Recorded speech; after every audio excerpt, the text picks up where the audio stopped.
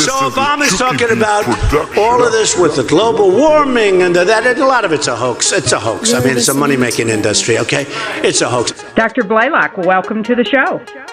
Well, thank you very much. There's something I wanted to talk about, and that is about chemtrails or geoengineering. Can you talk a little bit about this aluminum that is being sprayed and what that is doing to our brains? It is such a big topic. It's very difficult to know where to grab it to begin. Do you know what chemtrails are? Yes. Yes, I think I know a little bit about chemtrails. I met this old boy, an old Air Force guy out at Ruakaka one day. Yep. And he was going out to have a look at the new subdivisions out there and the earthworks. I started asking him about the world mysteries and climate change and things. Well, the old boy just burst into tears. When we hear the word geoengineering, what does that mean?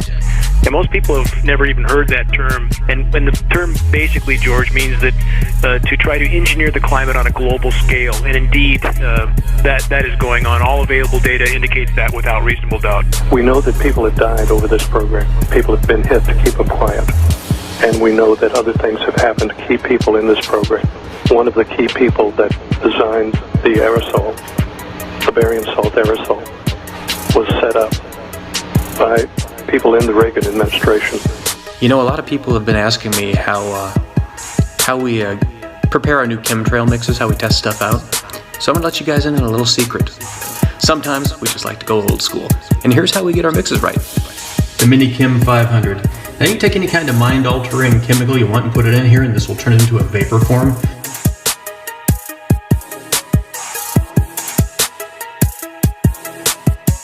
What we were concerned about was the nano-aluminum, that is making the particles so small that it's rapidly absorbed through the skin, through the mucous membrane. But also a particular thing of interest of mine was the fact that when you breathe air that contains nano-aluminum, it's rapidly absorbed through the mucosa, the lining of the nose. Do you think the pilots, those who are spraying, know what they're spraying? Yes and no. In the case of military pilots, we certainly believe they would know what they're involved with more so than any commercial pilots. And there's data online, for example, Project Cloverleaf, that indicate a program outline for non-profitable commercial routes to be kept in the air for use in these programs. And indeed, commercial carriers have been identified from the ground leaving a particulate trail. Again, this is not a condensation trail, but a particulate trail. And he explained to me that he was Stalin's nephew, and they had absconded from Poland when they were a child and went to Australia.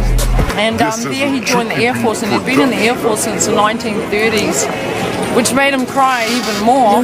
And he said that for years we have been monitoring the climate change. This is the wine spit test, where you rinse your mouth out, and then you take grape juice and you hold it in your mouth and you spit it out into a petri dish. Watch the stuff is alive.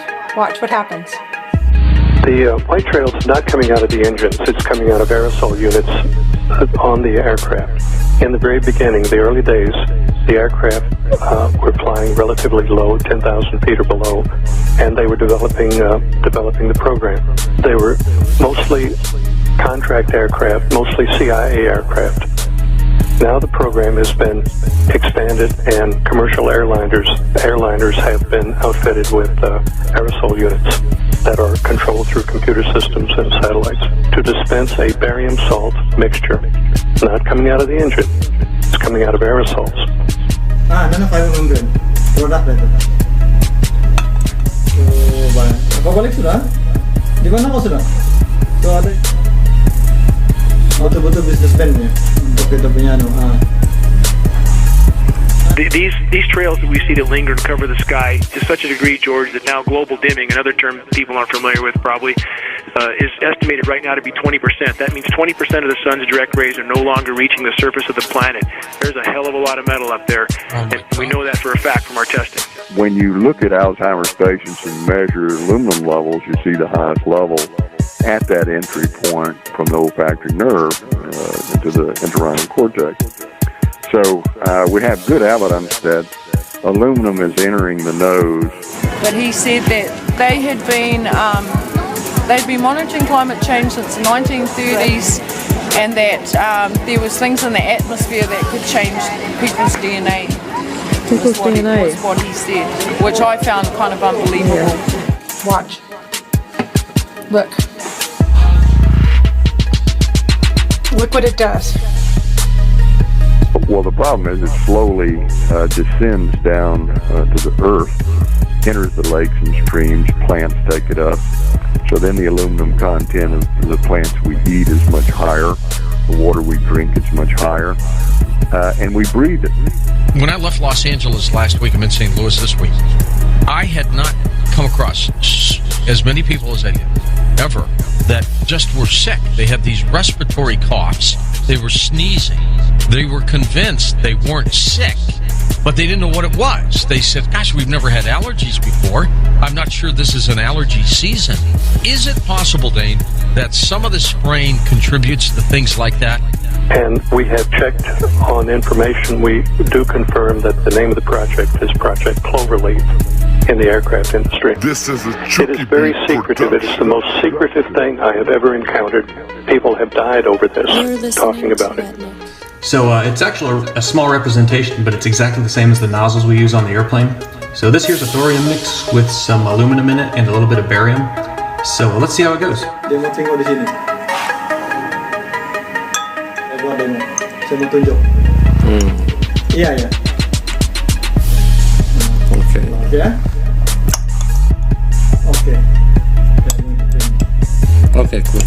If you look at some of the things that's been done, for instance, biologists have gone into some of these areas where there's extensive spraying, and they measured the aluminum level before the spraying started in the local lakes and streams and snow, and found out that after the spraying, the levels of aluminum went up astronomically, 1,000-fold increases. It must be connected. And there are things, George, here that are absolutely beyond debate. There's a mountain of metal raining down on us, period. In the last 10 years, we've seen rain test samples escalate from 7 parts per billion up to 3,450 parts per billion. That's nearly a 50,000% increase in aluminum in the rain. I mean, it's absolutely staggering levels. Did he mention synthetic biological material that was being put into the atmosphere, Leo? Not as such, but he did say that there were things that could change DNA that came from the aeroplanes. Oh yeah. Look at that spray. Look at that pattern. Look at the dispersion. Oh, that's beautiful. See how it's rising? That will block out the sun, control mines. They'll never know it's falling on them.